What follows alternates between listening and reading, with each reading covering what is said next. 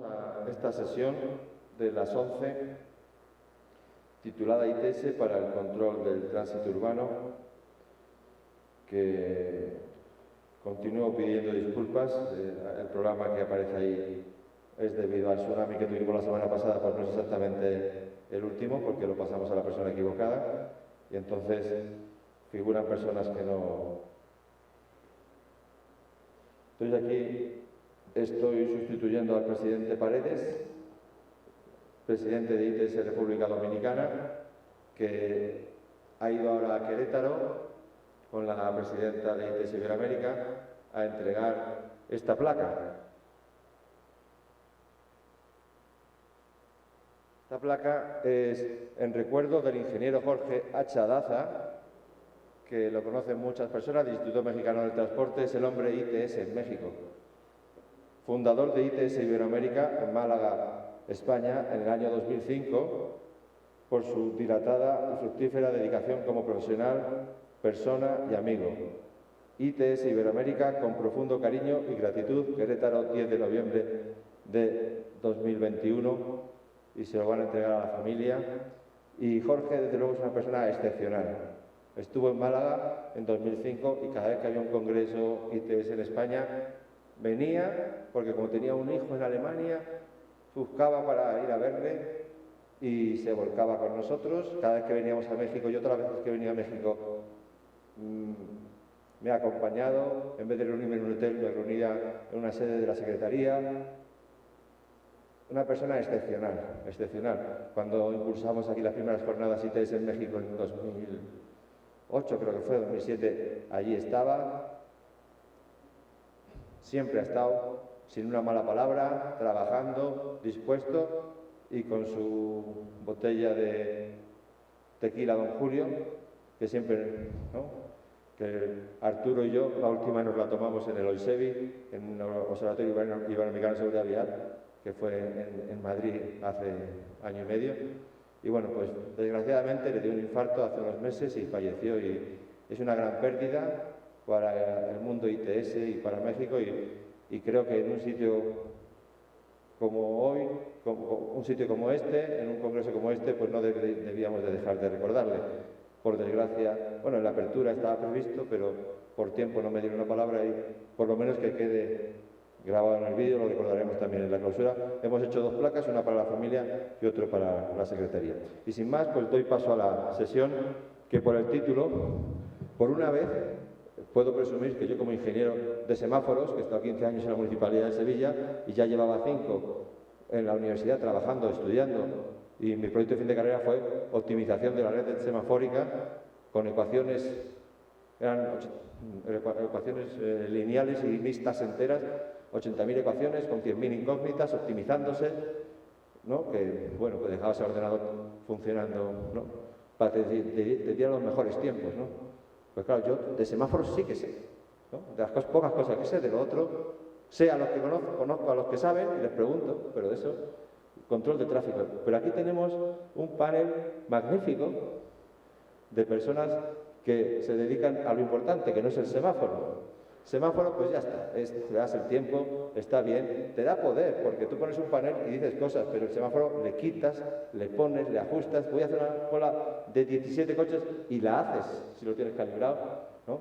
Pero claro, necesitas un montón de sistemas para que eso no sea un juguete en manos de un chiquillo, como era mi caso, ¿no?, para que llegue a la gente, para que sea útil, para que se integre con la Red Nacional de Autopistas.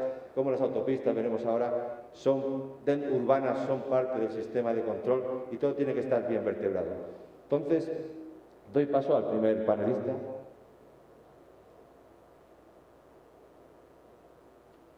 que es Ángel Martín, que es director de Desarrollo de Negocio de Lectorvisión. Ellos están centrados son especialistas, y ahora estamos trabajando mucho con ellos en España. Yo creo que van a morir pronto. Por ahí viene un tsunami de 2.500 millones de euros en España que nos va a matar a todos, porque tenemos que gastarlo en 2 años, lo que supone es 10 veces más lo de un año normal. Imagínense ustedes que tienen que comer 10 veces lo de...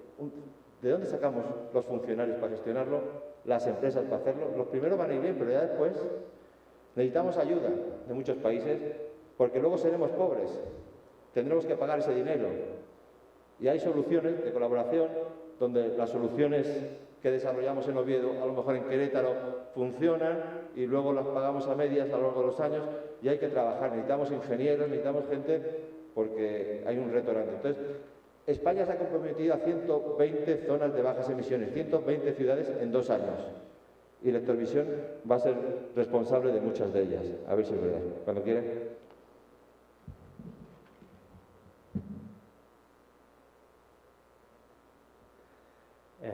Bueno, buenos días a todos. Muchas gracias, Jaime. Esperemos capear ese temporal, ese buen temporal y no morir, en este caso. Gracias a Jaime, gracias a la organización del Congreso, a ITEIS Iberoamérica. Y sin más, me presento. A ver si esto va. Sí, pero no...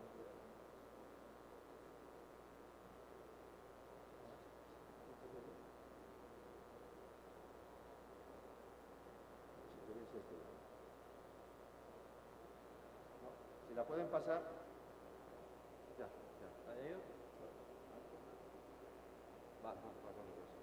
Vale, parece que ya va. Bueno, mi nombre es Ángel Martín, yo soy el responsable de desarrollo de negocio de Lectorvisión, ¿vale? Hoy me voy a centrar en algunas aplicaciones LPR que nos van a permitir mejorar los rendimientos en cuanto a la movilidad sostenible. ¿Sostenible en qué sentido? Principalmente en cuanto a la gestión de emisiones. Es que es uno de los retos fundamentales con los que nos encontramos, no solo a nivel latinoamericano ni europeo, sino a nivel mundial. Bueno, voy a coger esto. Hemos preparado una pequeña resumen de lo que veremos, una pequeña introducción al estado del arte, hablaremos de algunas soluciones o esquemas de soluciones en los que el LPR es los sistemas de reconocimiento de placas y análisis de vídeo son elementos fundamentales en esa construcción y luego daremos algunas nociones un poco más técnicas sobre arquitecturas y elementos claves en la definición, a la hora de definir esas soluciones tecnológicas para completar las soluciones globales. Ahí está. Bueno, Lectorvisión, muy brevemente, solo para que nos conozcáis y podáis entender lo que os estamos contando. Nosotros somos una empresa española, pero con experiencia en los 5 continentes, que nos dedicamos a generar elementos o soluciones de lectura de placas y a partir de ahí construir mucha más data y soluciones complejas para la gestión de la movilidad. ¿Vale? Nosotros somos una empresa que somos fabricantes y desarrolladores de las soluciones completas, fabricamos nuestros elementos de hardware, fabricamos todo el software y damos también servicio. Trabajamos pues, con muchas de las empresas que están aquí presentes, en este caso, pues, mira, por ejemplo, con Aleática, con SICE, con Indra, que han estado anteriormente, y con numerosas entidades públicas alrededor de todo el mundo. ¿Por qué un poco el enfoque que queríamos darle hoy? Bueno, nosotros nos encontramos a día de hoy en el mundo de la movilidad con una disyuntiva clara, que es cómo hacer sostenible, no solo a nivel de seguridad vial, que ya lo hemos estado viendo en el panel anterior, con excelentes presentaciones y soluciones, sino, muy importante también, en el ámbito de la sostenibilidad medioambiental. Y este es un elemento que no para de crecer, porque nos encontramos en un mundo urbano en el que las megaciudades y los entornos urbanos no paran de crecer. Y Latinoamérica es uno de los exponentes fundamentales. En Latinoamérica pues ya contamos con más de 70 áreas urbanas con una población superior al 1.000.000 de habitantes. Destacan, por ejemplo, México y Brasil, que son los países con mayor número de ciudades con este número de habitantes.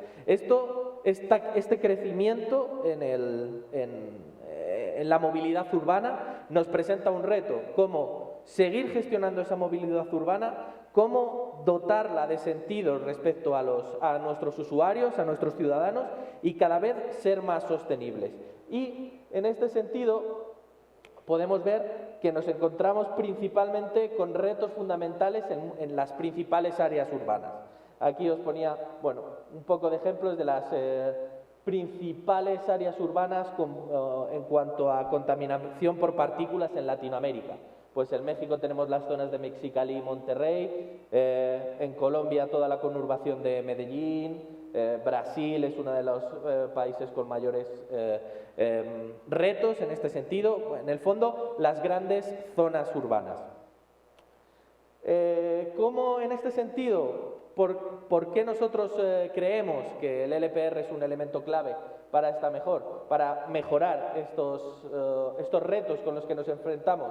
Creemos que son sistemas que nos van a permitir cada vez más generar data extractada y data precisa y concreta, no solo elementos macro, como pueden ser elementos de ITS tradicional. Bueno, el LPR ya es un elemento tradicional, pero cada vez trabajamos con un LPR extendido, que nos puede dar no solo los datos de la matrícula, sino muchos otros más datos de los vehículos y que nos permiten hacer muchísimas más cosas.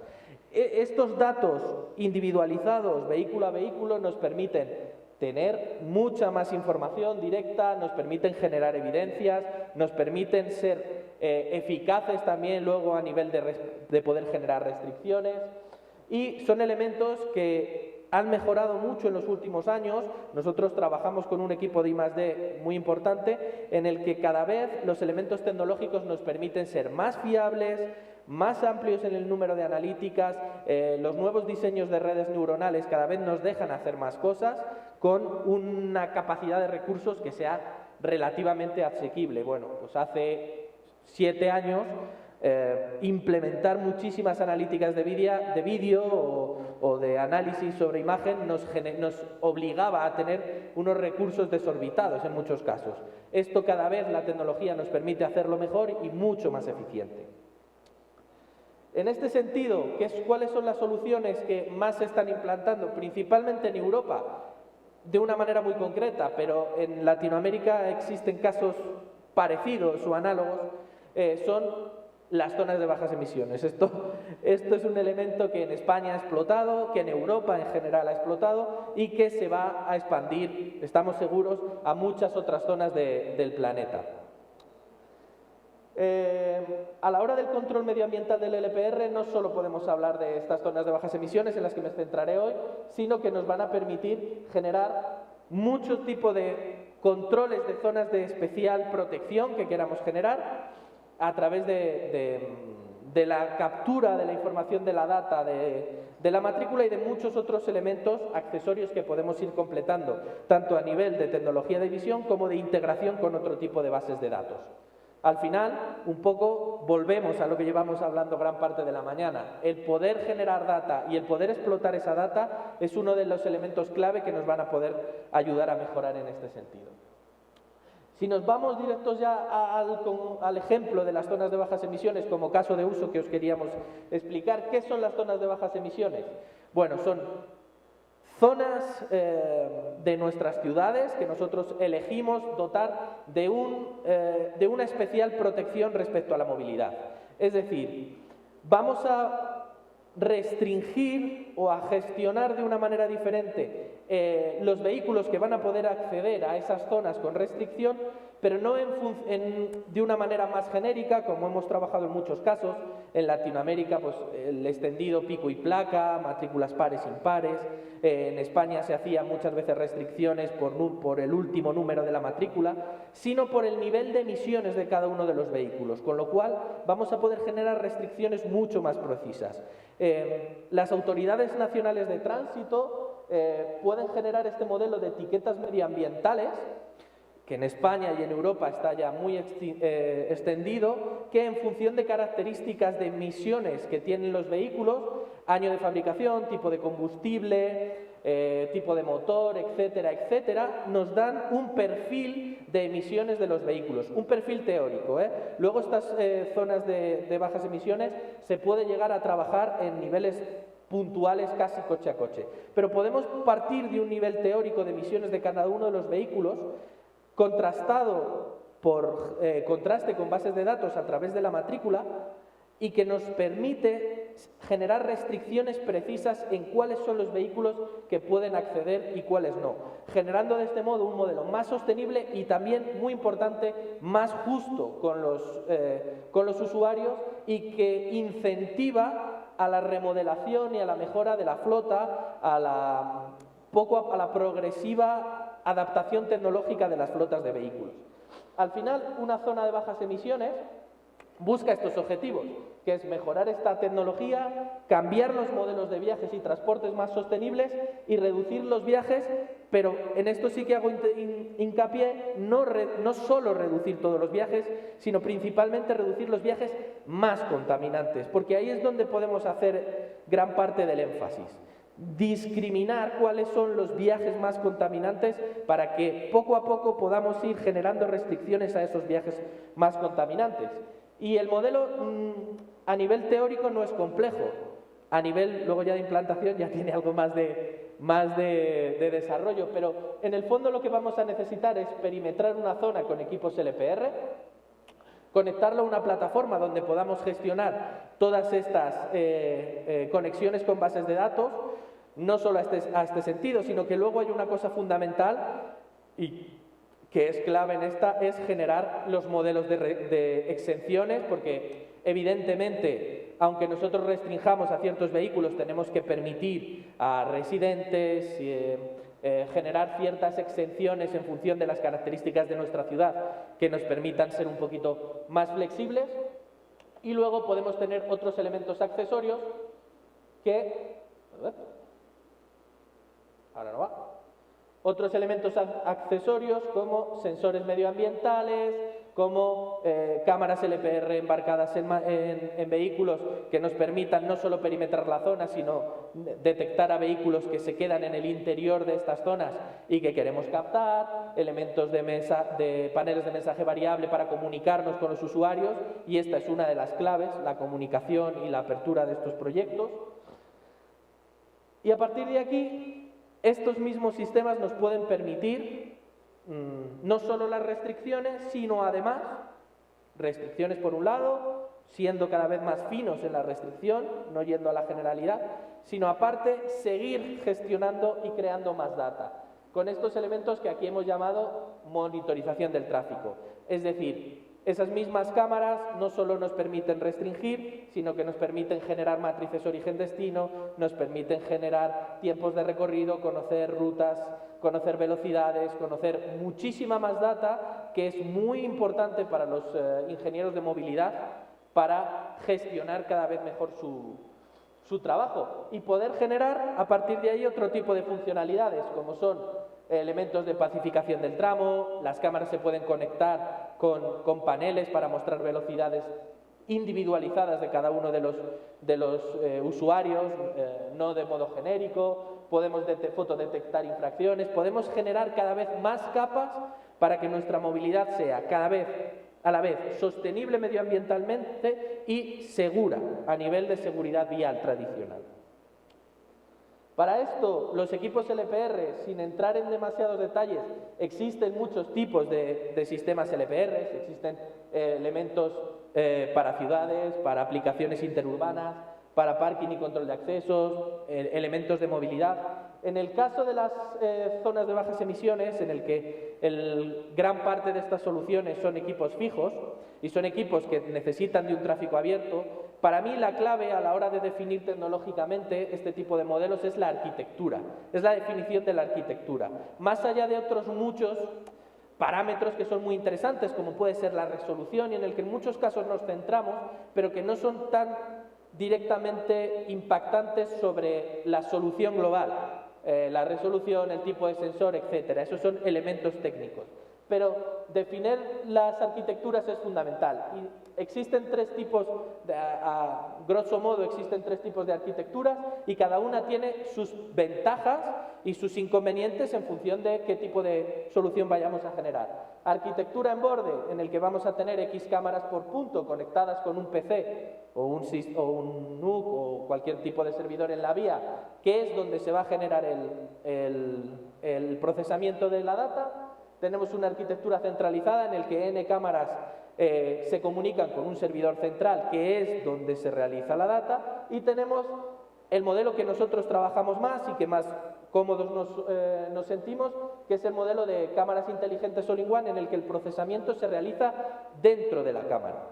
Ventajas y desventajas de cada uno tienen que ver y se relacionan directamente con el tipo de solución global que estemos implementando. Nosotros las cámaras con el modelo All-in-One en muchas ocasiones nos permiten ser más eficientes a nivel de comunicaciones, ya que lo que enviamos a los centros de control o a las plataformas son datos extractados de pocos K y no estamos generando flujos continuos de vídeo si no son necesarios. Con lo cual, a nivel de comunicaciones, de poder hacer aplicaciones 4G y demás, nos reducen ese consumo, nos protegen ante elementos de pérdidas de comunicaciones, etcétera, y a la vez nos permiten ser eficientes en las instalaciones, ya que el nivel de elementos que hay que instalar en la vía es menor. Pero una arquitectura en borde también puede ser muy interesante en muchos puntos. También está protegida contra comunicaciones, contra fallos de comunicaciones y genera datos extractados, pero a veces genera más complejidad en la instalación y en otros casos nos permite ser flexible en la instalación. Como digo, esta elección de la arquitectura es clave, ¿vale?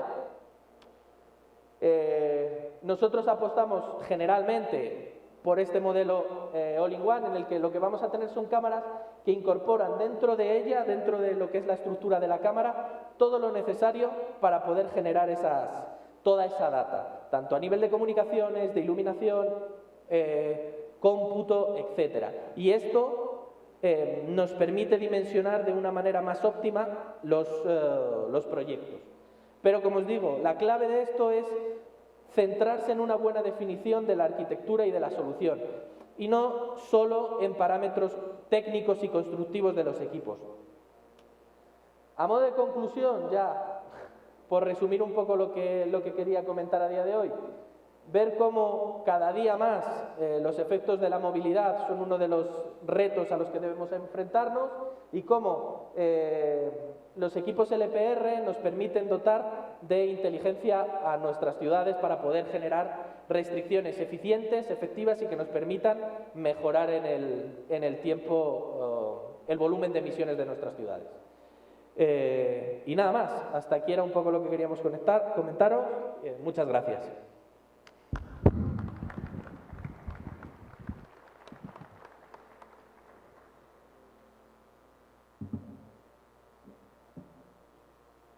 Muchas gracias, Ángel. La verdad es que los LPRs sirven para muchas cosas, para la zona de bajas emisiones que se controlan así, son indispensables, pero son un elemento de detección fantástico, ¿no? Para el vehículo que pasa en ese momento, para contar vehículos, clasificar vehículos, uno pasa por un sitio, ha pasado por otro, itinerarios, para el control de tránsito urbano es magnífico, ¿no? Es una herramienta que da una potencia enorme. La verdad es que la sesión ha quedado muy bien estructurada porque tenemos a los actores del futuro control de tránsito. En algunos sitios funciona así, pero actualmente normalmente las municipalidades sacan un concurso, se adjudican a un integrador y veis lo complicado que es para un funcionario, que estáis aquí algunos, yo por lo menos, fibra óptica, ¿y qué precio pongo? Y un regulador, ¿y qué me ha puesto este? Si es de la buena o de la mala, y no sé qué. Y los precios que pones, te copias de otra ciudad, que no sabes dónde lo ha copiado. No sé, debemos ser muy listos los funcionarios cuando nos dieron el papelito, pero es complicado. En cambio, si en vez del funcionario es una concesionaria, el ITS as a Service, una concesión que se encarga de todo, ¿no? Ese es el futuro. Luego, cuando le toque a Leática, hablaremos. Entonces, ahora le toca hablar la parte del integrador, el que tiene que integrar la solución. ¿Ya? La ciudad necesita un sistema, ¿no? Pues lo que tiene que hacer es integrar soluciones de distintos fabricantes, LPRs, detectores, reguladores, distintas cosas. Él lo integra en un servicio a disposición de la municipalidad. Para ello tenemos a Juan Chávez, director comercial de Cubic Latam, que es, como todos saben, uno de los principales integradores de la región, con grandísima experiencia y servicios y productos de nivel global. Pues cuando quieras, Juan.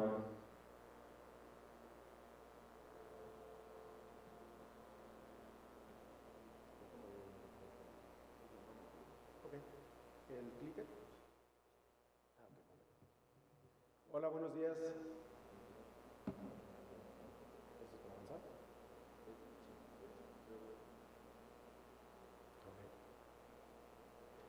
Buenos días, mi nombre es Juan Carlos Chávez, soy director de ventas para Latinoamérica y México de Cubic ITS. Gracias a los organizadores, gracias Jaime. Yo estoy aquí en el bloque de gestión de tránsito. Quería yo hacerles una pregunta, pero voy a avanzar a la siguiente. ¿Cuál es el problema que tenemos hoy en día? Demasiados autos, por todos lados demasiados autos. Y yo lo que quería para hacerles una pregunta a ustedes es, ¿quién vino hoy día en transporte público? ¿Quién más? ¿Alguien más? Te obsequio una gorra, no tengo más.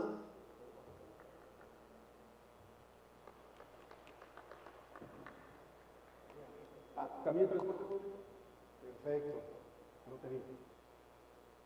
Es un poco de trampa porque a la presidenta, los de ADO le han puesto una manet, no se ha traído, pero era transporte público. Aplica, entonces está muy bien.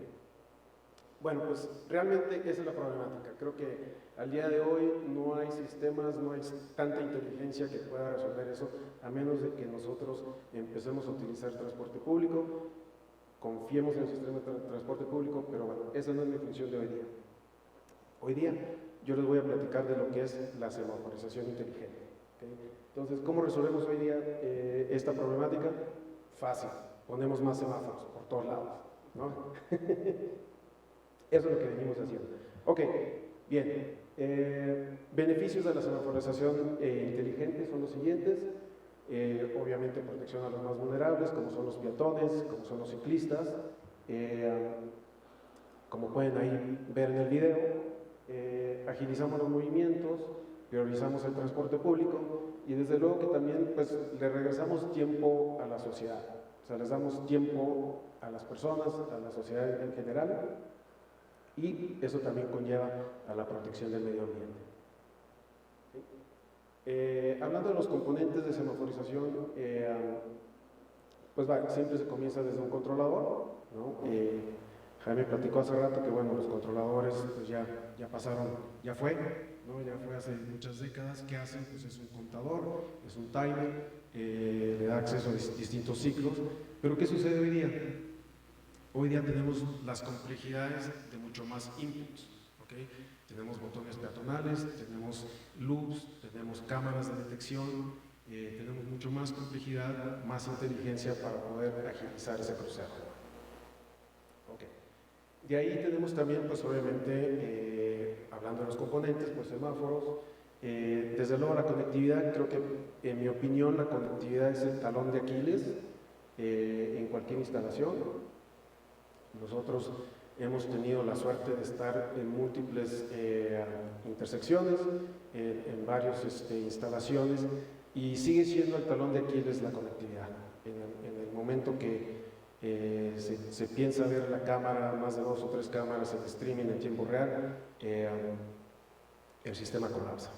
Entonces creo que ahí todavía la tecnología existe claro, pero creo que hay mucho más que avanzar en ese lado, en la implementación correcta de la comunicación. ¿Okay?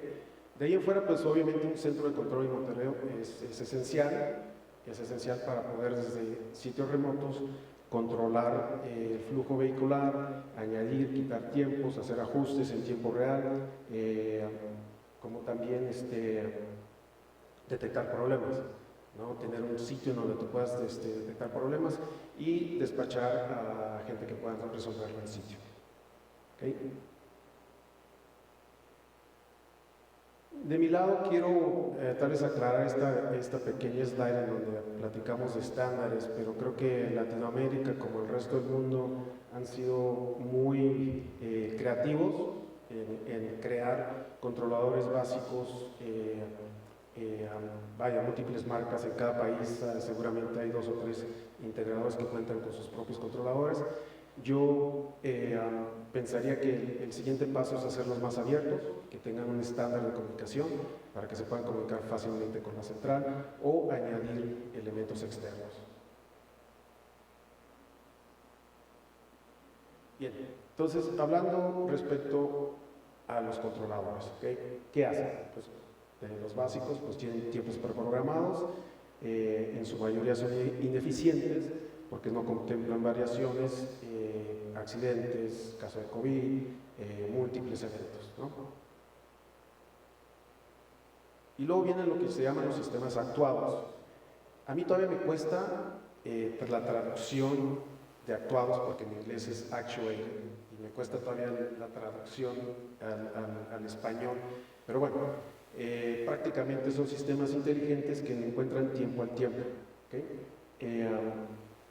Sistemas que reciben señales de sensores externos, de videos, de loops, etcétera, para manipular los tiempos en tiempo real del controlador. Entonces, yéndonos a la historia, y no tanto a la historia, porque creo que hay muchas ciudades, inclusive la Ciudad de México, en donde todavía necesitamos de la intervención humana de 2 o 3 policías que nos ayuden a agilizar el tráfico en muchas intersecciones. Pero igual creo que así comenzó el tema de sistemas actuados. Creo que por ahí posiblemente sea la historia del origen de la palabra actuado, porque pues tenías un policía actuando, moviendo, agilizando el tráfico. ¿Okay? Y de lo más avanzado, que ha sido un pequeño comercial de Cubic, que es lo que nosotros fabricamos, vendemos, implementamos, son sistemas actuados con videodetección. Entonces, ¿qué sucede en nuestro sistema? Se asigna una ID a cada objeto que se visualiza en el horizonte, se le asigna, se detecta el movimiento, se detecta la orientación, hacia dónde va, se detecta el tamaño, todo eso en tiempo real, y de esa manera manipulamos en tiempo real el controlador. Quitamos o ponemos tiempo de acuerdo a las condiciones de ese proceso. ¿Ok? Y todos regresamos al punto del día de moda, que es data, data y más data. Entonces ahí yo siempre hago énfasis en la frase ¿y qué vamos a hacer con tanta data? ¿Qué vas a hacer con tanta data? ¿De qué te sirve? ¿Tienes algún plan? Creo que es la parte esencial, la parte medular de cada agencia, de cada departamento de semaforización. ¿Cuál es el propósito de ese corredor, de esa intersección? Porque toda la data, sin ningún plan, es data, simplemente, ¿no? Entonces, la realidad es de que nosotros estamos en el negocio de proveer toda la data posible, pero ya es la decisión del usuario, la decisión del programador, de la agencia, de qué es lo que quieren hacer con esas intersecciones. Entonces, por ejemplo, nosotros, la cámara, provee datos esenciales como es el volumen, la orientación, la dirección, el origen, destino dentro de esa intersección. También proveemos reportes de incidentes, reportes de cuántos vehículos se pasaron la luz roja. Yo he verificado algunos reportes en ciertas ciudades y, por ejemplo, una intersección que tiene un volumen en 24 horas de 30,000 vehículos, más o menos estamos hablando que el 10% se pasa la luz roja. Entonces estamos hablando que 3,000 vehículos, posiblemente en muchas intersecciones el 10% del total se pasan la luz roja, y ahí es en donde creo que entran sistemas que puedan entonces capturar la licencia y poder emitir algún tipo de infracción.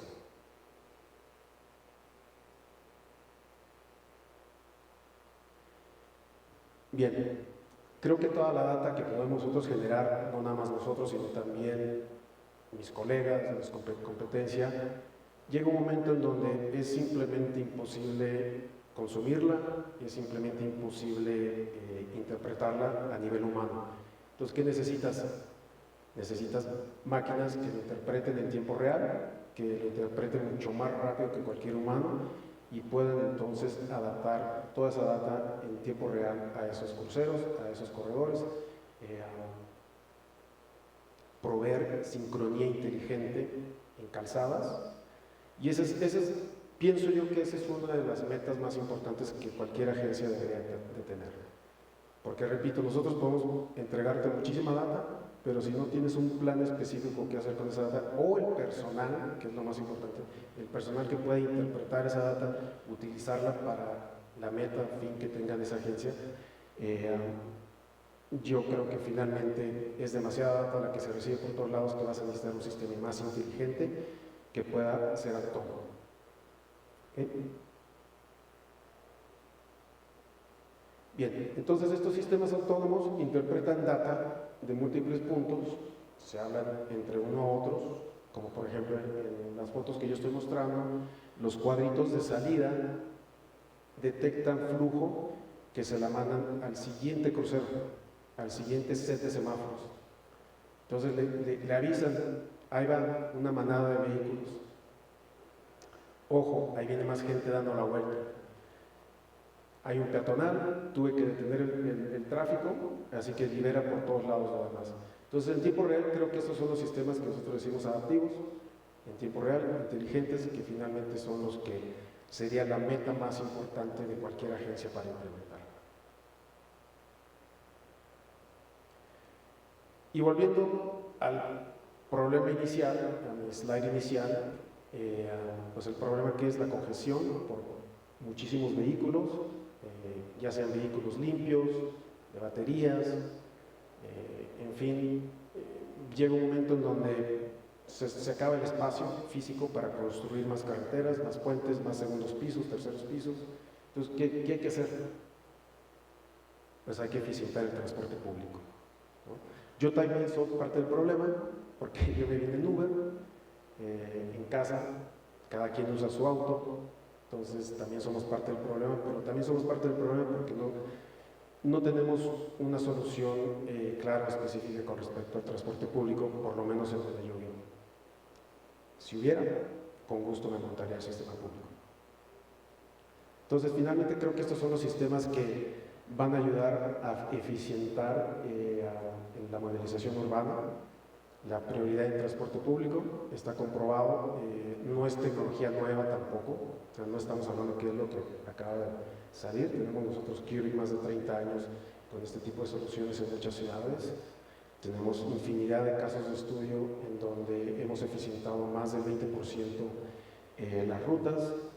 El usuario cuenta con una app en donde determina a qué horas llega su autobús, a qué horas va a llegar a su destino, que finalmente es lo que todos queremos. Todos queremos esa certeza de a qué horas yo voy a tomar mi transporte público y a qué horas voy a llegar a mi destino, a mi cita, o escuela, etc.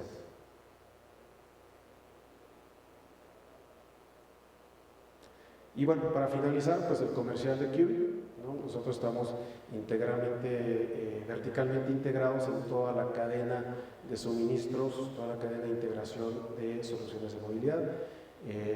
Recientemente se ha firmado un acuerdo muy importante en Australia, en donde se va a modalidad de servicio, que es lo más nuevo, as a service, todo lo que va a ser la gestión de tráfico con sistemas de Curie. Entonces ahora sí, implementando, integrando todas las tecnologías que vendemos en pedacitos, todo el rompecabezas, ahora integrado todo completo a una ciudad, en una modalidad de servicio. Así que pues quedo a sus órdenes para cualquier consulta. Muchas gracias y ojalá que para la próxima haya más gente tomando transporte público, incluyéndome a mí. Gracias.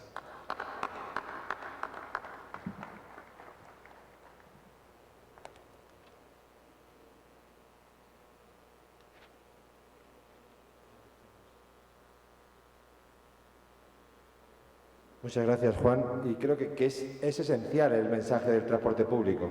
Ya lo decía yo en la sesión anterior, o en esta, ya no sé cuándo he hablado, de como ingeniero de semáforos estaba tremendamente equivocado pensando que el transporte público me quitaba un carril para lanzar más coches hacia ese gran atasco, ¿no? Y pido disculpas como director del Congreso, pues no hemos tenido muchas dificultades, como he dicho, y la parte online, la parte mixta, que ahora estaba en Querétaro, tanto exterior. Lo que siempre hacemos en nuestros congresos es con la tarjeta de transporte público facilitarlo para que la gente venga en transporte público, preparar sabiendo a la gente de dónde viene, facilitar algunos transportes, ¿no? Y no lo hemos hecho y pido disculpas porque creo que es parte esencial del mensaje que tenemos que transmitir. El transporte público es la parte esencial de la solución a los problemas de movilidad y el vehículo privado es indispensable. Hay gente que necesita el vehículo para llevar a su madre enferma al médico, a su hijo.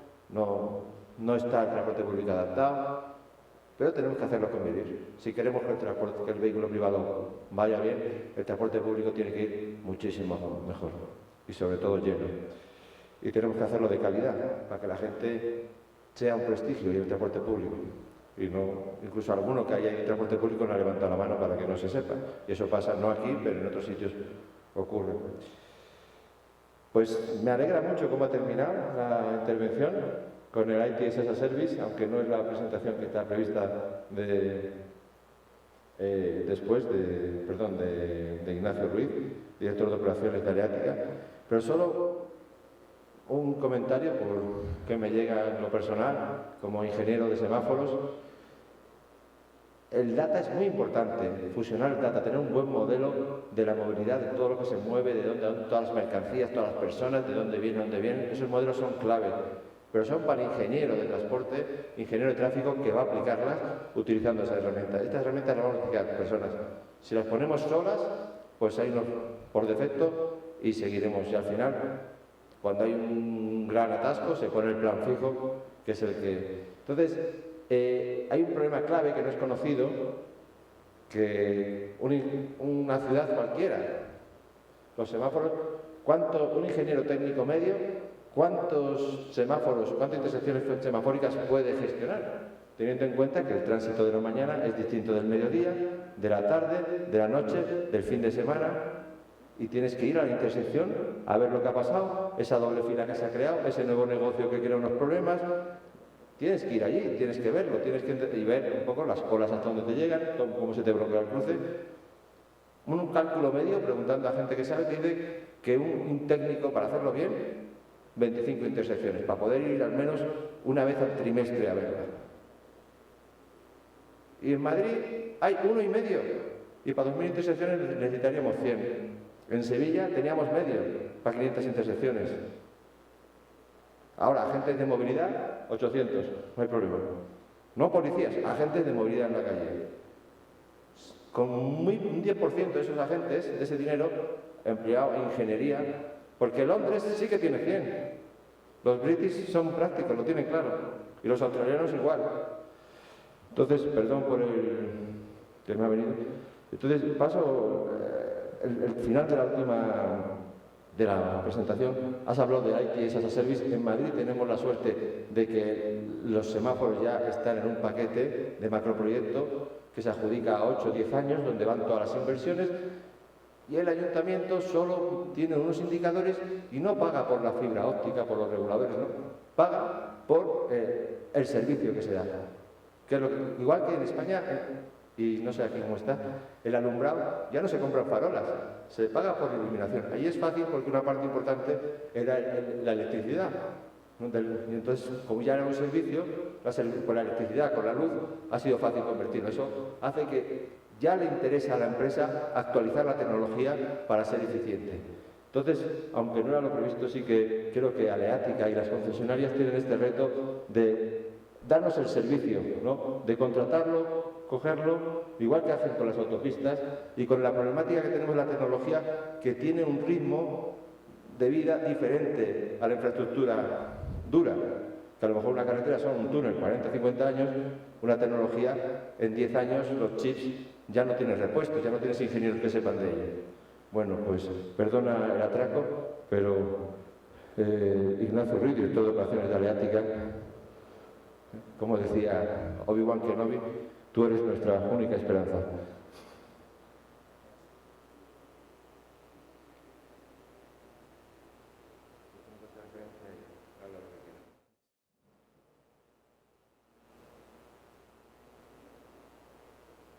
Voy a probar antes.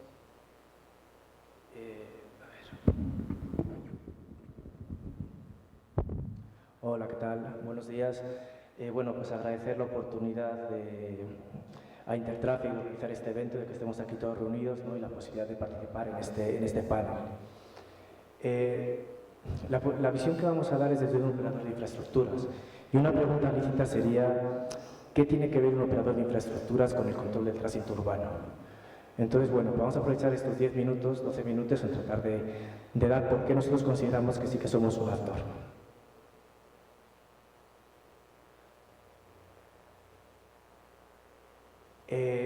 Por supuesto, la movilidad es un desafío para las grandes ciudades, ¿no? Como se ha comentado y habréis oído durante este evento varias veces, en América Latina el 80% de la población está congregado en ciudades, con lo que el reto es patente y está ahí delante de nosotros. Existe un gran ecosistema. El ecosistema al final completo es bastante complejo y está integrado tanto por lo que son la sociedad civil como administraciones, empresas públicas y por supuesto las personas. Y además tiene que estar enfocado hacia una eficiencia económica y a una sostenibilidad. No se ve mucho, creo, el gráfico, pero un poco, esto es un ejemplo de donde estamos en otros países, en este caso por razones de la ubicación del evento, es el Valle de México, ¿no? Se podría ver ahí un poco nuestra influencia en la zona de Puebla y también lo que es en la ciudad y el Estado de México. No sé si conocéis, pero bueno, somos operadores de la mayor parte de los segundos pisos de la ciudad, que son autopistas urbanos, con lo cual es donde ahí creemos que tenemos una responsabilidad con el tema para solucionar el reto de la movilidad.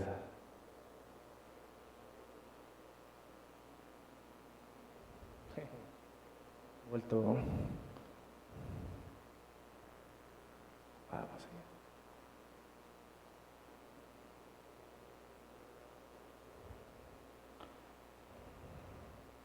Lo peor es que luego voy a hablar de tecnología.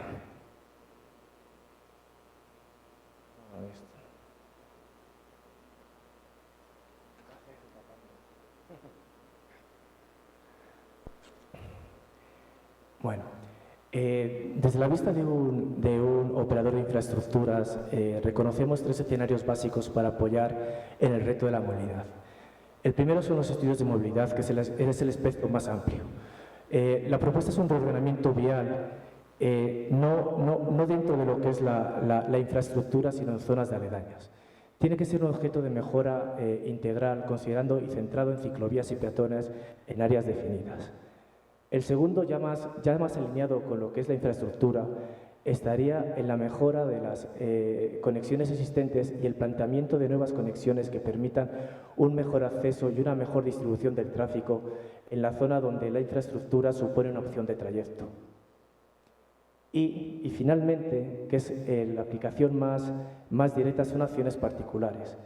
Al final no podemos olvidar que lo óptimo, que sería una reordenación integral, puede llevar un tiempo y estas soluciones buenas que dan resultados inmediatos y con poca inversión que tampoco se deben olvidar. En este caso estamos considerando como ejemplo de una aplicación realizada, de un proyecto, es el carril reversible del segundo piso, que no sé si algunos saben que está por la mañana, que no sé si por la tarde, perdonad, en sentido hacia Querétaro, que no sé si algunos habéis tenido la oportunidad de usar.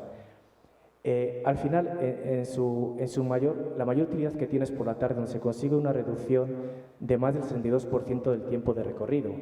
Pero, adicionalmente, por la mañana, lo que nos permite es un reordenamiento del tráfico, dando un carril exclusivo para los recorridos de largo trayecto, para que no tengan que negociar en su trayecto con lo que son entradas y salidas de corto.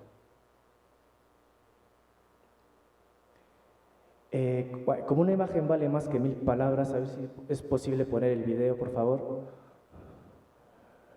O sea, lo que vamos a ver a la izquierda es la situación que había previo a la implementación del carril reversible. A la derecha está 2 semanas después, en las mismas condiciones, mismo día de la semana, misma estacionalidad, lo que era el servicio dado al usuario una vez implementado. El carril reversible pues, es el carril en el lado de la derecha, el último carril, ¿no? Se habilitaba ese carril para los usuarios que salían por la tarde de la Ciudad de México. Al final, como comentado, suponía una reducción de 30 minutos del tiempo de recorrido, una reducción del 60% para un beneficio de más de 50.000 usuarios al día. Adicionalmente, esa mejora supone un reordenamiento de la movilidad en zonas aledañas, con lo cual hay ciertos usuarios que cambian sus rutinas y con lo cual la mejora aplica a una gama más amplia de usuarios.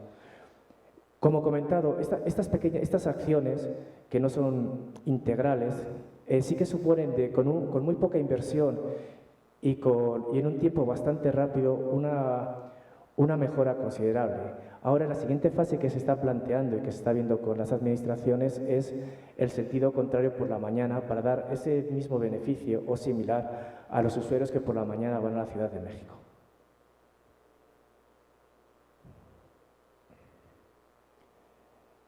Pero, como se ha comentado y se va a seguir comentando en este evento, la movilidad no consiste únicamente en desplazar personas de un sitio a otro, sino que consiste en desplazarlas de un modo seguro, dándole la confiabilidad de que no van a sufrir ningún intento de asalto, de agresión, de perturbación, de lo que lo van a realizar en las mejores condiciones también exactamente de la vía pública. Y adicionalmente también se debe considerar que debe ser una movilidad sustentable. Se debe tener en consideración tanto las comunidades como los habitantes, como el medio ambiente. Entonces, estos principios, estos valores están muy alineados con lo que son, con los principales, vamos a decir, pilares de Aleática en este sentido, como es Safety First, ¿no? Que a través de varios programas, entre los que hay que destacar el PRA, que es un programa de reducción de accidentes, a través de colaboraciones con las administraciones, sobre todo en el tema de seguridad, se intenta ser capaces de dar ese nivel superior de seguridad a nuestros usuarios y a las comunidades. Adicionalmente, también se tienen campañas de concienciación con los conductores, para darles esa formación continua. Y por supuesto el tema de sustentabilidad, yo creo que ninguna empresa ahora es ajena a la sustentabilidad y tiene que estar mirando no únicamente por el beneficio, sino por dar ese más a las comunidades en las que presta su servicio.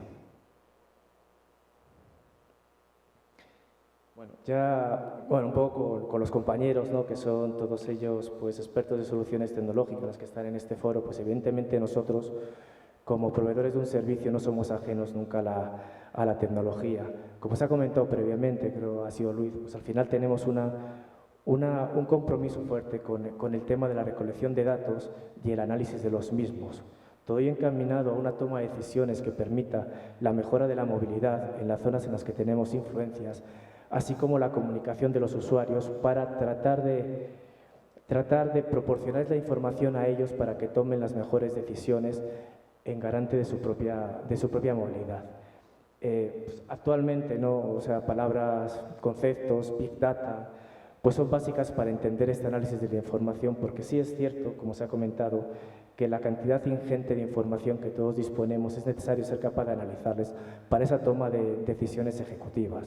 En nuestro caso, bueno, pues se ha desarrollado un producto que es el BIMOV, que dispone de 4 tipos de soluciones. Una primera de origen-destino, que no está encaminada únicamente a nuestros origen-destino dentro de nuestra infraestructura, sino que son de grandes, por decirlo de alguna forma, de grandes trayectos, pues movilidad entre ciudades, movilidad entre aeropuertos y ciudades, y el objeto es, por supuesto, siempre considerando que nuestra infraestructura sea una de las posibles opciones, pero es analizarlo más allá de esa infraestructura, más allá de lo que son un poco lo que es nuestro negocio, por decirlo de alguna forma. Por supuesto, otro tipo de datos son los propios de la infraestructura, que son tráficos, congestión y también análisis de velocidad propio a través de nuevos sistemas que te permiten calcular la velocidad, igual sin tener tampoco necesariamente equipo en campo, ¿no? A través de los proveedores de información. Y todo ello también un poco con análisis ya muy interno de la propia análisis de la operación, qué acciones podemos tener, tanto en temas de auxilio vial, tanto en temas de dimensionamiento de nuestras plazas de peaje para dar un mejor servicio o de los propios enlaces. Todo ello solo tiene sentido si permite tomar decisiones en tiempo real. Entonces, es preciso disponibilizar esa información a los actores dentro que pueden tomar esas decisiones. Para ello, hemos desarrollado un sistema de alertas, un sistema que permita a los centros de control, que es nuestro centro neurálgico, la toma de esas decisiones, el conocimiento de las incidencias que puedan ocurrir. Y finalmente, todo esto no tendría sentido si no hacemos una comunicación interna y externa efectiva a través de canales eficaces, como pueden ser las redes sociales, App Aleática, que es un producto que se ha puesto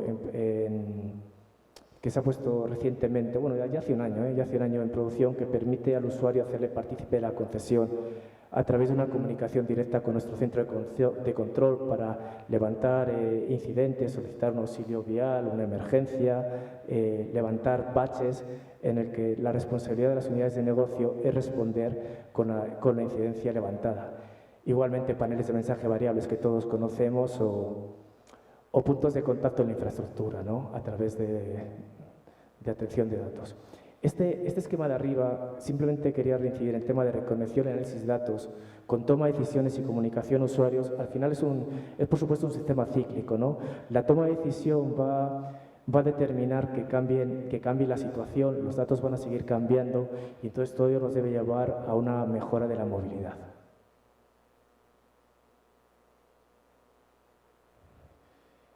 Aterrizando un poco más en el caso de la comunicación, los sistemas tradicionales de comunicación con los usuarios siempre han estado muy enfocados a paneles de mensaje variable. Todos los identificamos en nuestro trayecto y tienen esa capacidad de informar de incidencias que van a estar más a lo largo del camino, en el sentido de si hay obras, accidentes o situaciones en carreteras aledañas. Pero ya es necesario incidir en el tema de autopistas conectadas, que den información más a los usuarios en tiempo real y no tan particular, sino más en el transcurso de en el transcurso de las infraestructuras. En ese sentido, está ya en operación la ubicación de beacons, que son elementos de comunicación que al identificar que el usuario pasa con la app, le van a enviar mensajes a través de notificaciones push totalmente actualizados, con el mismo objeto de que él pueda tomar decisiones. Igualmente, también es necesario que el usuario pueda planificar su viaje previo a iniciarlo, con lo cual, por supuesto, existen muchos modos de contacto para como puede ser las redes sociales, como puede ser la página web indicando tiempos de recorrido, y últimamente también existen productos basados en el skill de Alexa de Amazon, ¿no? O sea, para facilitar esa comunicación que podamos preguntar cuál es la situación de la infraestructura, tiempos de recorrido y que permita la toma de decisiones para tener una mejor movilidad en este caso. Bueno, para concluir, al final hay muchos, o sea, en temas de movilidad, en temas de sustentabilidad, yo creo que existen muchos datos, no existe de muchas instituciones. Simplemente vamos a recalcar dos. El INPCO resaltó que 3/4 partes de las emisiones contaminantes en la zona metropolitana están producidas en transporte, que evidentemente o seguramente vaya a ser un número que vaya al alza por el incremento de los vehículos, ¿no? Y adicionalmente, la OMS recientemente ha establecido que más de 15.000 personas en México, nuestro país, mueren a causa de enfermedades asociadas a la contaminación del aire. Bueno, lo cual son datos que nos deben preocupar y nos deben retar para ver qué podemos hacer cada uno de nosotros a través de nuestros ámbitos, nuestra empresa, nuestra comunidad, de cómo podemos solventar esta situación. Simplemente volver a resaltar el mensaje, ¿no?, de que movilidad no simplemente está relacionada únicamente con el tema de nivel de servicio, de velocidad y de acceso, sino que está intrínsecamente unida a condiciones medioambientales, a proporcionar el mejor ambiente tanto a todos nosotros como a las comunidades próximas. En este sentido, lo que se ha querido poner en la gráfica de abajo, que no se ve muy bien, es una medición, es una gráfica de un día concreto de 3 variables que nosotros medimos actualmente, como pueden ser, por supuesto, una es el tráfico es la gris, la de arriba. El otro es el nivel de servicio, como el tiempo que los usuarios tardan en recorrer un tramo de la carretera. Y la última es la medición de la calidad del aire en ese mismo área. La calidad del aire, la que tienen que estar, a la que están sometidas o la que disfrutan o sufren, tanto la comunidad próxima, tanto los usuarios, tanto los colaboradores que nosotros tenemos allá. Entonces, lo que se puede observar, considerando que la calidad del aire es la roja, yo soy daltónico, entonces, pero bueno, es la roja, la más gruesa ahí, y que la verde, la de abajo, es la del nivel de servicio, que realmente la calidad del área está muy asociada con el nivel de servicio, es decir, con el tiempo que los usuarios tardan en recorrer las las áreas en momentos de congestión, por supuesto. Yo creo que no es ajeno a ninguno de nosotros que un vehículo contamina más a velocidades bajas o cuando está parado, ¿no? Esto siempre ayuda para la toma de decisiones, para definir las inversiones que se quieren realizar y por qué queremos seguir realizando las inversiones. Recientemente, no sé si habéis visto cierta noticia creo que en este caso era Google América, que está diciendo que ya no va a proporcionar la ruta más rápida, sino va a ser la ruta más rápida y la ruta más ecológica. Entonces, es una preocupación que yo, como se ha comentar, no está presente en todas y cada una de nuestras decisiones y debe estar presente en él. Bueno, esta ya... Yo no tengo una página de muchas gracias, este es el final ya de la presentación ahí. Oye, yo sí que quería aprovechar el foro, ya que es un foro muy tecnológico también igualmente, porque justamente estamos mirando una solución tecnológica que no hemos sido capaces de resolver o con suficientes productos, que es una cámara de contexto. Aquí la suelto al aire porque yo sé que hay muchos que pueden dar soluciones, que si me buscáis perfecto. Una cámara de contexto que de forma automática o a través de aplicativo te permita pues difuminar lo que es la matrícula y hasta la cara de las personas, por supuesto, por temas de protección de datos que aunque lo han comentado también los compañeros, creo que es un tema que ninguno de los que estamos aquí estamos exentos a esas políticas. Bueno, pues me quedo a vuestro contacto.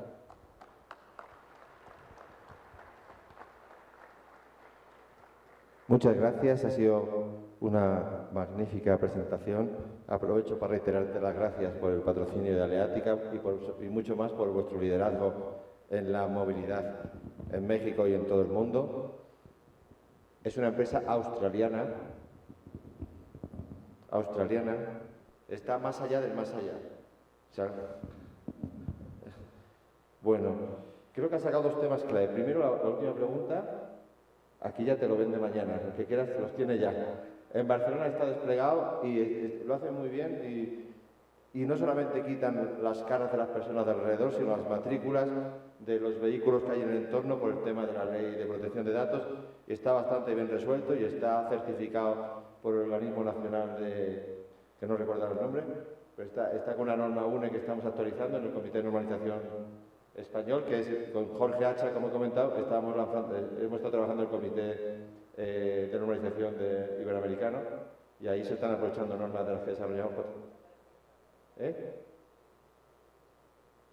Bueno, él te dice, porque te dirá que sí, si no te lo hace para mañana, cuando te lo presente. Porque esta gente cuando hay un cliente, se desvive. Y luego un tema clave que has dicho es que no ha salido, y que yo creo que el dato que tienes no es correcto, que es el número de personas que fallecen por la contaminación. En España fallecen 30.000 al año, aquí creo que bastante más de 15.000. 50.000. Bueno, es que hay dos tipos aprovechando que tenemos aquí al doctor, hay dos tipos de muerte fundamentales, las cardíacas y las pulmonares, ¿no? Entonces las emisiones nocivas para las personas están generando esas muertes prematuras. No es lo mismo, como decía antes, que te lleven a tu hijo de 5 años por delante, que a base de fumar lo que no has pedido, pues te mueras 3 años antes. Pero bueno, estamos matando gente y luego, si es cierto lo que dicen los expertos, que parece que sí, pues por las emisiones nocivas para el planeta no es que moriremos todos, con lo cual nos conviene también espabilar.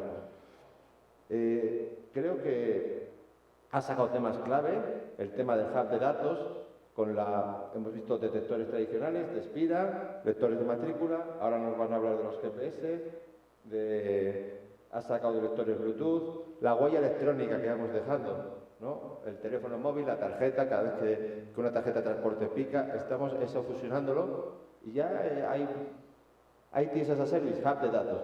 El lunes lo presentamos en la Secretaría de Transportes, el Ferrous México, donde integra a todos los actores, movilidad conectada, y gustó mucho la idea, pero es ponerse al compás.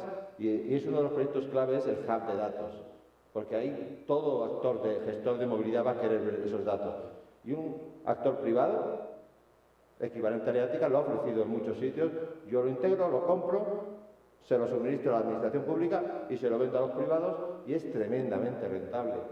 ¿Cuántos estudios de ingeniería, el 80% del dinero se gasta en conseguir datos? Es tremendamente rentable. Pero es difícil conectarse y ahí estamos, es el reto que tenemos. Entonces, doy paso entonces un último punto. Cuando salía, yo creo que el tema de Cubic ha sido clave, el transporte público es esencial. Esta mañana a las 6 de la mañana de aquí, que es la tarde en España, tenía una discusión bien brava con el director general de Transportes de la Junta de Andalucía y aprovecho para invitarles a todos al Congreso Nacional de Movilidad Español, que es a final de mes, 29, 30 de noviembre, 1 de diciembre, y la discusión era dónde hacíamos el Congreso.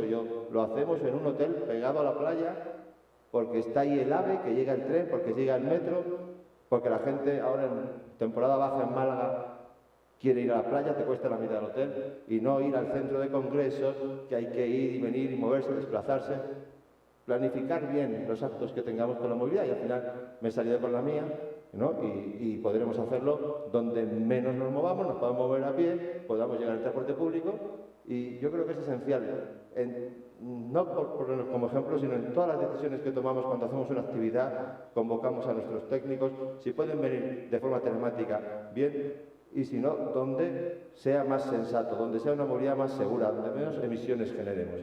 Y ya la última presentación de este panel, que gracias a Dios vamos bien de tiempo y estamos aprovechándolo, es sobre TomTom. TomTom es una empresa fantástica. Yo la vi nacer porque, bueno, era cuando apareció, ¿no? Una cosa mágica, aparecía en Holanda, ¿no? Juntaba tal, me acuerdo porque en España yo intentamos hacer una cosa parecida y nos salió mal, ¿no? Con los grandes integradores, con SICE, ETRA, CAPS, que entonces era Telvet. En el 2004, me acuerdo de una reunión que presentamos en febrero de 2004, tengo el PowerPoint, que íbamos a hacer un navegador, ¿no? En España se vendían 1000 navegadores al año. 2 años después se vendían 1 millón, porque TomTom consiguió convertirlo en un precio, entonces valían 1000 euros, TomTom los vendía a 200 euros, 150, 300, depende, que era ideal para regalar en Navidades, el día del cumpleaños de papá, el día del padre, y el regalo ideal, ¿no? Y entonces se llenó todo, no España, todo el mundo de navegadores, gracias a TomTom. Y tiene dos cosas, TomTom. Nos está dando un dato fantástico de la movilidad del vehículo privado y ahora también de las personas, porque ya tenéis la aplicación en el móvil, el celular, y tenéis esa información. Y os comunicáis con el usuario. Eso que es tan difícil, le atendéis muy bien y ellos... Eso que dice de Google que va a hacer, que va a poner va a recomendar la ruta más segura o más... Pero si luego la gente lo que pica y lo que quiere es la más rápida, Google pondrá la más rápida porque ahí lo que cuenta son los clics y si no hay clics no hay aplicación. Entonces tenemos que ir buscando la fórmula de que a la gente le interese, usted qué aplicación usa, no es tan fácil, ¿no? Bueno, te doy la palabra, que creo que es mucho más interesante lo que tú tienes que decir y luego ya continuamos con la discusión.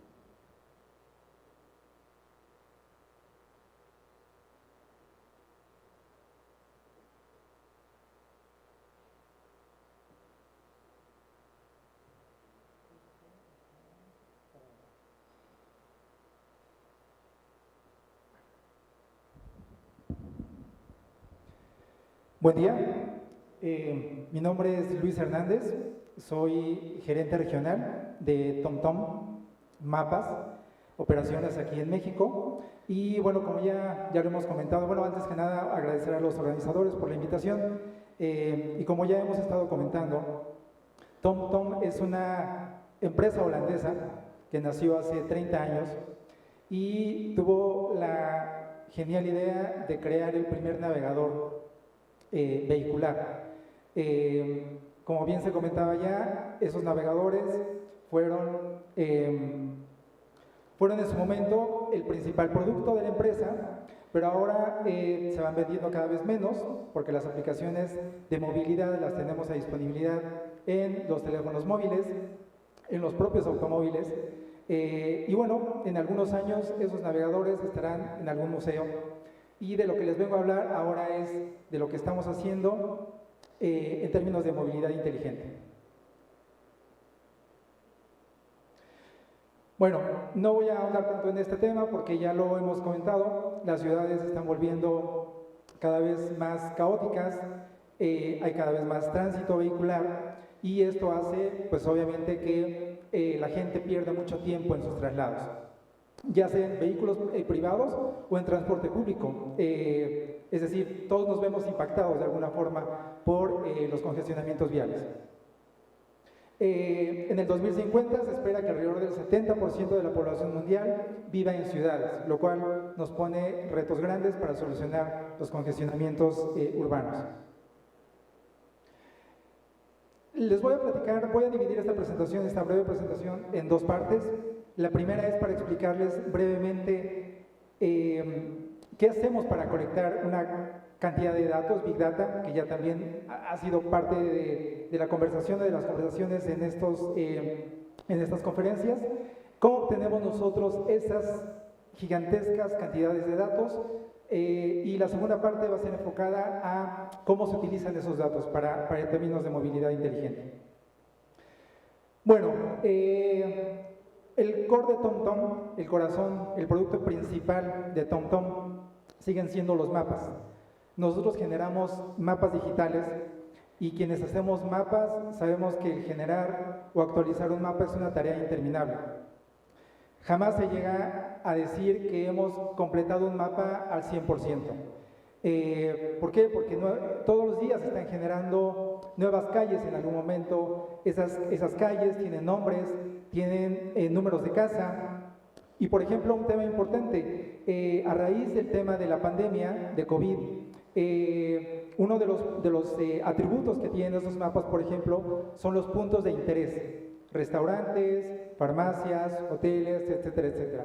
Entonces, ¿qué vino a suceder ahora con el tema de la pandemia? Muchos de esos puntos de interés que teníamos en los mapas han desaparecido, por lo cual es una tarea importante, va a actualizar estos puntos de interés para quitar sobre todo restaurantes que se vieron seriamente afectados por la pandemia. Entonces, bueno, tenemos tres tecnologías centrales para colectar estos millones y millones de datos. El primero de ellos tiene que ver, ya lo comentamos, mapas de alta precisión.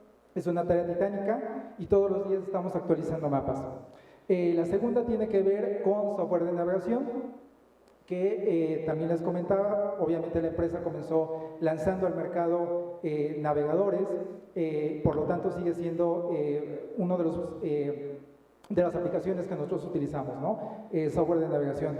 Y el tercero, que no se alcanza a ver aquí en la diapositiva, listo, ahí está, es tráfico y servicios en tiempo real. Es decir, no es nada más poner al alcance de los usuarios los mapas digitales, sino justo en este tema del trazado de rutas, para las rutas más rápidas o las más óptimas, pues es compartir con los usuarios en tiempo real dónde están cerradas algunas vialidades por obras, por accidentes vehiculares, etc. Entonces, esa es una de las tecnologías que también utilizamos. Voy a mencionar también un par de atributos que tienen los datos. El primero de ellos es que son datos vivos. Lo estamos comentando. Se genera una gran cantidad de cambios todos los días. Se abren y se cierran nuevos negocios, por lo cual son puntos de interés que están reflejados en los mapas. Es decir, cuando nosotros utilizamos los sistemas de navegación para ir de un lugar a otro, muchas veces no buscamos por dirección, sino buscamos por punto de interés. Por ejemplo, Centro Citibanamex, ¿no? Entonces, bueno, todos los días se genera una cantidad importante de datos. También generamos una cantidad de información de Big Data. Esta Big Data viene de todos los usuarios que usan aplicaciones TomTom. Hasta hace algunos años, algunos compañeros en otras conferencias se sorprendían de ver participando a TomTom. Pensaban que TomTom había desaparecido. TomTom no desapareció, TomTom simplemente cambió su modelo de negocios. Lo comentábamos, los navegadores han dejado de ser el producto principal de la empresa y entonces pasó de ser una empresa que ofrecía productos al usuario final a ofrecer productos a través de otras empresas, es decir, business to business. Y eso es lo que estamos haciendo y proporcionando productos y servicios a través de automotrices, de empresas automotrices, las que generan los automóviles, a través de empresas de tecnología o a través de aplicaciones en los teléfonos móviles. De todos estos usuarios, que son alrededor de 600 millones en todo el mundo. De todos estos usuarios tenemos información, tenemos Big Data, tenemos puntos GPS. La siguiente parte, vamos a ver qué hacemos con esos puntos GPS. Y la siguiente, pues, tiene que ver con la velocidad de cambio. Justo, todo el tiempo los atributos de los mapas están cambiando y entonces hay que ir a ese ritmo también. Que es, bueno, lo que aquí les estábamos comentando, la cantidad de volúmenes de información. Nosotros hacemos alrededor de 2 millones de cambios al día en los mapas a través de procesos semiautomáticos y automáticos. En el tema de Big Data, ¿qué colectamos de todos esos 600 millones de usuarios alrededor del mundo? Bueno, tenemos acceso a alrededor de 19 trillones de puntos y TomTom procesa alrededor de 21 billones de puntos GPS en todo el día. Estamos hablando de puntos anónimos, son puntos con coordenadas XY, son puntos GPS con coordenadas XY, que nos arrojan también información de tiempo y de velocidad. Y con eso hacemos los análisis que les voy a mostrar más adelante. Esto pasa mientras estamos platicando ahora mismo.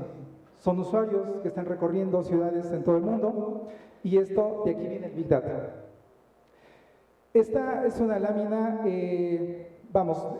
los años está un poquito desfasada, pero el punto o la intención detrás de esto es mostrarles cómo se ha incrementado, ¿no? Del 2017 al 2019 vemos cómo prácticamente con traza GPS podíamos generar nueva geometría o actualizar los mapas.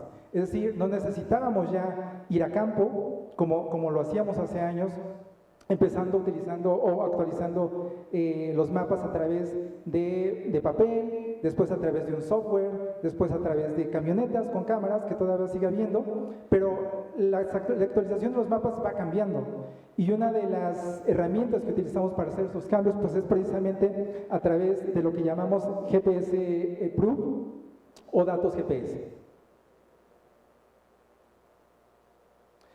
Otra de las funcionalidades que tienen nuestros datos es que son versátiles, es decir, los podemos utilizar en diferentes aplicaciones. Y así tenemos las aplicaciones para vehículos autónomos, ¿no? Cada vez los vehículos autónomos que vienen en los siguientes años estarán alimentándose de información de mapas digitales, y no solo de los mapas digitales, sino de toda la información que viene con esos mapas digitales. Por ejemplo, las gradientes o la curvatura de las vialidades es información que tienen estos vehículos, digo, no solo los autónomos, los vehículos semiautónomos que ahora están en el mercado, tienen este tipo de información. Bueno, pues una de las aplicaciones son los vehículos autónomos. La siguiente es Smart City and Mobility, que es en la que nos vamos a centrar el día de hoy. Y bueno, la navegación conectada, que ya lo estábamos mencionando, acerca de no es solamente el envío de mis coordenadas, ¿no? Sino es la recepción de información en tiempo real, sobre todo de tráfico, de incidentes de tránsito. Bueno, y entonces en el tema de Smart City y movilidad, pues hay retos enormes. En las siguientes slides vamos a ver el ejemplo de la Ciudad de México, que es donde estamos. Sin embargo, antes quiero comentar, hacer un breve paréntesis aquí para hablar de Big Data. Cuando hablamos de grandes cantidades de datos, ya se ha mencionado, no es nada más tener más de 600 millones de usuarios, 19 trillones de puntos GPS, sino es qué hacer con esa información. Sabemos que Big Data no es nada más tener esos trillones y trillones de puntos GPS, sino es, ok, ¿cómo lo aterrizamos? ¿Qué hacemos ahora con esta información? Y Big Data no es nada más los datos, sino es todo el equipo especializado con el conocimiento para modelar todos esos datos y la infraestructura para hacerlo. Es entonces que desde hace algunos años TomTom ha empezado a utilizar esta información, PropData, para actualizar mapas y para otro tipo de aplicaciones que vamos a ver ahora mismo. Bueno, esta es una imagen que tomé ayer de una página de TomTom, que es de acceso libre, que se llama TomTom Traffic Index, o búsquenla también como TomTom City. Y es una página que muestra el tráfico en tiempo real en todos los lugares de donde tengamos información. En este caso es solamente Ciudad de México, sin embargo ustedes pueden ver el tráfico en tiempo real en otras ciudades del país y del mundo. Probablemente están familiarizados con esta información. Las líneas verdes son las líneas o las vialidades donde el tráfico es moderado, donde se puede transitar de forma decente. Las vialidades en amarillo, donde está un poco más congestionado, y las vialidades que aquí se ven en naranja, que en realidad en la página son rojas, son las vialidades que presentan mayor congestionamiento vial. Esta imagen la tomé el día de ayer alrededor de las 3 de la tarde, por lo cual pueden ver que el tránsito en la ciudad pues, es en términos generales decente, ¿no? Ok, y ahora, ¿qué hacemos con esos datos? ¿Qué hacemos con el Big Data? En esta misma página ustedes van a poder ver este tipo de información que ahora mismo se las presento para otras ciudades en Latinoamérica, en Estados Unidos, Canadá, Europa, Asia. Esta información la tenemos para Ciudad de México. ¿Qué nos muestra esta información? Bueno, les voy a comentar rápidamente porque tenemos varias slides, pero lo que podemos ver aquí es que la lámina que tomé, o esta imagen que tomé el día de ayer, a las 3:33, nos decía que a esa hora el tráfico estaba un 13% arriba del promedio de congestión para la Ciudad de México a esa hora. También nos reportaba que teníamos 845 eventos o incidentes en las vialidades, lo cual impactaba la movilidad en la Ciudad de México e impactaba 504 kilómetros. En esta gráfica de abajo, porque ya lo habían comentado, una imagen dice más que 1000 palabras, tenemos aquí esta lámina que nos muestra la línea roja, es el comportamiento del tránsito o del tráfico en la Ciudad de México en las 48 horas anteriores. Es decir, cuando yo tomé esta imagen, la información de tráfico estaba en esta posición, y esta información, la línea roja, nos dice que esto fue de lunes y que esto fue de domingo. Aquí también se incluye más información que tiene que ver con el promedio de tráfico en el 2019 y en el 2020.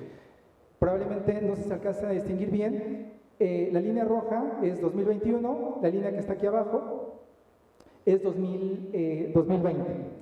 Y el promedio de 2019 está acá arriba, ¿no? Obviamente todavía no llegamos a los niveles de congestionamiento vial para quienes no viven en Ciudad de México y se han topado con tráfico, con tránsito vehicular, todavía no llegamos al máximo que realmente teníamos al menos en 2019. Esta es otra gráfica que nos indica cómo ha ido incrementándose el tránsito vehicular en la Ciudad de México. Esta gráfica nos muestra de la semana 1 a la semana 45, que es en la que estamos ahora, cómo se ha ido incrementando el tránsito vehicular. En las primeras 4 semanas veíamos que el tránsito vehicular era favorable, y a medida que ha ido avanzando este año y que las medidas por restricciones de COVID han ido bajando y el tránsito ha ido incrementándose, pues obviamente esto también se va reflejando aquí. Hay algunos puntos, como por ejemplo este que está en verde, fue el 16 de septiembre, que fue día festivo. ¿Qué pasa aquí? Vale, ok. Y bueno, sin embargo, todos los demás puntos se van poniendo en rojo, es decir, van cambiando de verde, amarillo, a naranja y a rojo.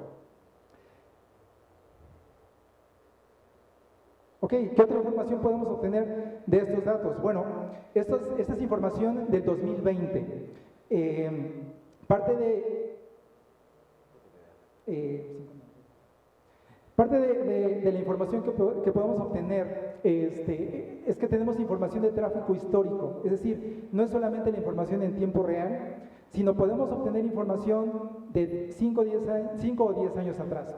¿Para qué nos sirve esta información? Bueno, pues por ejemplo, volvemos al tema de... Al tema del ranqueo, TomTom genera cada año un índice de tráfico para alrededor de 400 ciudades en el mundo, y este indicativo nos sirve o le sirve a las autoridades para tomar acciones relacionadas con la movilidad. En el año 2020, TomTom ranqueó a la Ciudad de México en el lugar 29. Estos lugares o esta posición va variando, en años anteriores estuvo dentro de los primeros 10 lugares, sin embargo, bueno, 2020 fue un año atípico y según los datos históricos de tráfico para Ciudad de México, se ubicó en el lugar 29. ¿Qué obtenemos del 2020? Seguimos con información del 2020. Bueno, pues aquí vemos las líneas o las gráficas en rojo, cómo el tráfico estaba a tope antes de las restricciones de COVID, donde todo cayó, la movilidad cayó. Aquí tenemos que para 2020 el día más congestionado fue viernes de quincena y viernes de 14 de febrero, día de San Valentín, o sea, fue la tormenta perfecta y fue el peor día de tráfico para 2020. Bueno, aquí lo obtenemos, el día más congestionado 2020 fue febrero y mayo fue el día menos congestionado, que fue donde realmente estuvieron las restricciones de COVID más intensas aquí en México, o en la Ciudad de México. ¿Ok? Seguimos con más información. ¿Qué más tenemos? ¿Qué más podemos sacar del tráfico histórico? Bueno, nos indica, por ejemplo, que los viernes, y en particular los viernes de 7 a 8, es el peor horario para salir. ¿Qué pasa si salimos todos los días y todos los viernes de 7 a 8? Bueno, pues perdemos al año 4 horas estancados en el tráfico. Y estamos hablando de 4 horas solamente en un trayecto de 30 minutos. Esto obviamente se va incrementando si tenemos un recorrido mayor. Y bueno, esta es otra gráfica, son números que nos indican que en el 2020, con los datos históricos que tenemos, se perdieron al año 5 días y 4 horas. Sin embargo, estos 5 días y 4 horas perdidos en el tráfico fueron menores todavía que la información del 2019. Es decir, están 2 días y 23 horas abajo. Quiere decir que en 2019 se perdieron alrededor de 8 días de gente atorada en congestionamientos viales. ¿Qué más podemos hacer con tráfico histórico? Saber de dónde a dónde se mueven las personas. No solamente cuáles son las vialidades más congestionadas, sino de dónde a dónde se mueven estas personas. Y entonces para las autoridades, por ejemplo, ciudades con zonas metropolitanas, trabajar en conjunto en las diferentes entidades y los diferentes niveles de gobierno para satisfacer las necesidades de los habitantes de tener traslados más rápidos y más eficientes. Entonces, podemos obtener información de dónde a dónde se mueve la gente, obtener información de rutas, ok, quiero saber cómo se comportó el tráfico en años anteriores de un punto determinado a otro punto determinado, y bueno, tráfico stats, que es un poco lo que ya hemos estado comentando. Estos son dos casos de estudio que no se alcanzan a leer bien. Son ciudades, es el caso de Helsinki y el caso de Ámsterdam, que han utilizado información de TomTom, tráfico histórico, tráfico de origen-destino, para mejorar la movilidad de sus respectivas ciudades. Y bueno, con esto termino, me extendí un poco, pero bueno, estamos en tiempo. Esto es lo que les quise mostrar acerca de TomTom. Y bueno, pues aquí estamos para cualquier pregunta que tengan. Gracias.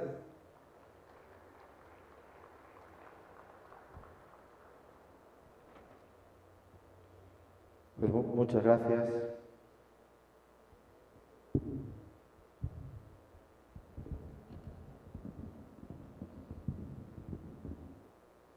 Bueno, pues solo comentar de TomTom que es el proveedor más rentable de la historia de la humanidad, y lo puedo demostrar.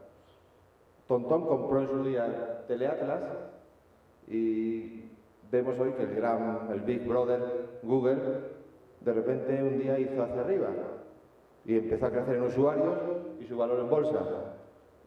y se acuerdan casi todos cuándo fue, con el Google Maps, mapas de teleatlas. Y si ven el tiempo que estuvo utilizando mapas de teleatlas hasta que ya Google dijo, como a TomTom que estaba en venta, lo compre Apple o lo compre Microsoft, estamos fregados, ¿no? Pero estos señores, tan listos que son, no lo compraron, Google fue para arriba y ahora... Pero si vemos el incremento del valor en bolsa de Google, espectacular, un proveedor rentable, como pocos. Y otro tema importante, cuando hablamos de Cerrados México, otro de los proyectos estratégicos es el TNITS, la integración. Esos 1000 cambios que hay, no, tantos millones de cambios que hay. Yo tenía peleas con el director en España de Teleatlas que decía, no saben ustedes la de cambios que hay al cabo del día en las carreteras, en las ciudades, y tenemos estropean nuestros mapas, ¿no? Porque uno va con un mapa y de repente la municipalidad te prohíbe girar a la izquierda y ya el TomTom no te vale. Y yo le decía, ¿y tú no sabes lo que cuesta decidir qué cambio de señal hay que hacer, contratar a una empresa, decirlo, ejecutarlo y pagarlo? Entonces hay gente, entonces TNITS es decir, oye, las administraciones al ciudadano del siglo XXI le dicen los cambios a través de una señal y de un mapa, y como hay 4 proveedores de cartografía, Google, Apple, Here y TomTom, es muy fácil. El proyecto TNITS en México, todos los titulares de carreteras, que el último municipio tiene capacidad para cambiar, van a integrar esos cambios, cuesta muy poco, pero es movilidad conectada, es la conexión. Y lo último es el valor del dato. ¿Cuánto vale el dato? Muchísimo. Pues en el 2000, un mapa de teleatlas que valía $100. Hoy vale 0. ¿Vale mucho el dato? Lo que vale es el usuario. Tenéis usuarios que tienen necesidades y los tenéis contentos y les vendéis cosas. No es el dato, es el usuario. Y terminamos la sesión con una intervención de cada uno de los participantes, si en el orden que queráis.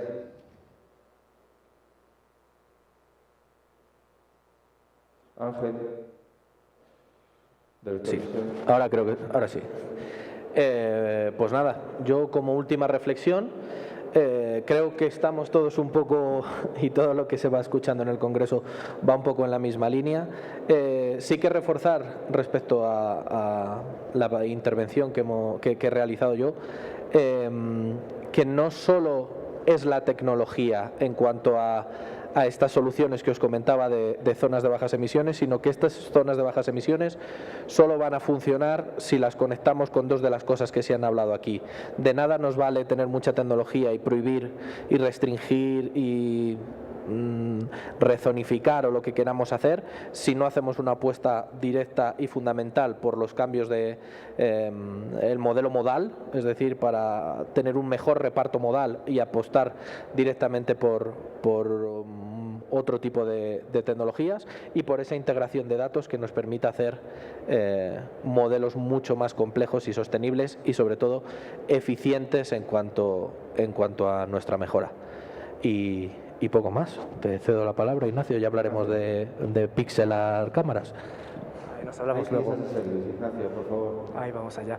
Sí, al final, un poco una reflexión que quería es que al final, en temas de control de flujo, en temas de movilidad, todo esto tiene sentido si todos, creo, cada uno lo tomamos desde nuestro ámbito de influencia. Y para llegar a resultados, al final creo que es bueno y es necesario marcarse objetivos. Siempre del tema de las operadoras de infraestructura ha sido mucho más fácil marcarse objetivos en temas de tiempos de recorrido, en temas de tráfico, pero sí que es importante ser capaz de poner números al resto de digamos, de factores a considerar, seguridad, al tema de sustentabilidad, al tema de equidad. En función de que consigamos meter valores, que metamos objetivos, yo creo que los proveedores de servicio junto con todo el resto de los actores tecnológicos, yo creo que vamos a conseguir cumplirlos. Sin objetivos llegaremos a un sitio, pero no sabremos dónde habremos llegado. Juan. Sí, hola. Tal vez mi reflexión más importante de este evento es qué podemos hacer para que los municipios, las áreas de semaforización reciban fondeo adecuado para implementar todas las tecnologías de las que estamos hablando hoy día. O sea, existen, están probadas, comprobadas, y regreso yo a mi expresión de ¿y qué vamos a hacer con eso? ¿Okay? Yo genero miles de millones de datos al día, igual mis compañeros. Creo que tú nos ganas con muchísima data, que finalmente regreso a mi expresión y. Entonces me aterra a veces saber de que las agencias no tienen ingenieros que conozcan de semaforización correctamente, no tienen fondeo principalmente. Entonces yo creo que para mí esa es la reflexión más importante que pudiera yo llevarme de este evento. Gracias. Mi mensaje va también en el sentido del de Juan, coincido completamente con él. Generamos muchísima información y esta información no siempre llega a quienes toman las decisiones en el gobierno. Yo creo que el gobierno en todos los niveles deben de pensar en la colaboración con empresas como TomTom o como todos los que estamos aquí para trabajar en conjunto. A final de cuentas, el trabajo en conjunto es lo que va a hacer que encuentren soluciones de movilidad a estas ciudades que se están volviendo cada vez más caóticas. Desafortunadamente, no vemos que ni en México ni en otros países de Latinoamérica existe esta cultura de acercarse a las empresas, probablemente de no comprar directamente, pero buscar algún convenio para hacer este intercambio de información. Ok, en el caso de TomTom, yo te proporciono información de los cambios que hay en mis ciudades y a cambio pues tú me proporcionas información de tránsito para tomar decisiones. Entonces creo que en ese sentido yo aterrizaría mi comentario de la colaboración entre empresas y gobierno. Pues me encanta ese comentario final porque tenemos el problema, tenemos la solución. ¿Qué es lo que pasa? Pues como la Malinche, que tuvo que sufrir mucho, era princesa, fue esclava, luego esclava, y cuando llegó Cortés era políglota y ya sabía manejar a los hombres, ¿no? Y sabía decir lo que tocaba decir. Cuando hablábamos unos decía lo que interesaba a unos y a otros. Tenemos que hablarle a la administración como ella necesita ser hablada, ¿no? Y porque tienen el problema y lo quieren solucionar y de verdad que tienen ganas de solucionarlo. Y en México tenéis algo magnífico que no tenemos en otros sitios, que es la Asociación Mexicana de Concesionarios, que saben, no le venden datos, le venden autopistas, le venden grandísimas infraestructuras a la administración, pero saben ponerse a su ritmo y a su tiempo. Tenemos que conseguir empaquetar y transmitírselo y ponernos a su ritmo cuando deben ser. Y yo creo que ese es el camino. Bueno, pues pido un aplauso a los panelistas, que creo que es una magnífica sesión y además su flexibilidad para adaptarse a mis errores. Gracias.